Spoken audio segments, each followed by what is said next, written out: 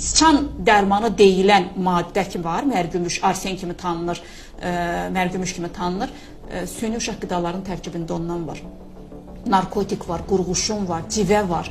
Araşdırsanız dəhşətə gələrsiniz əzizlər. Süni qidanı qeyd elədiyim kimi daha çox keysəriyyə əməliyyatından ana olan qadınların uşaqlarına verirlər. Çünki ana özünə gələnə qədər artıq alışdırırlar. 2 gün süni qida əmmiş uşaq artıq ana südündən imtina edir. Çünki artıq proses başlayıb, süni qida öz işini görüb orqanizmdə, ana südündən iyrənmə prosesi başlayıb və körpə qəti şəkildə ana südü qəbul eləmir. Biraz təcrübəsiz analar bundan tez barışırlar.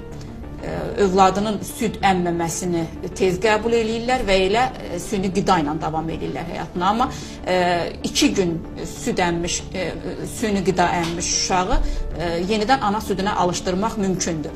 Sadəcə o qadınlara bir rəhbərlik eləmək lazımdır, bir başa salan olmalıdır. Anası, həkim, təəssüf ki, həkimlər bunda, əksər həkimlər maraqlı olmurlar.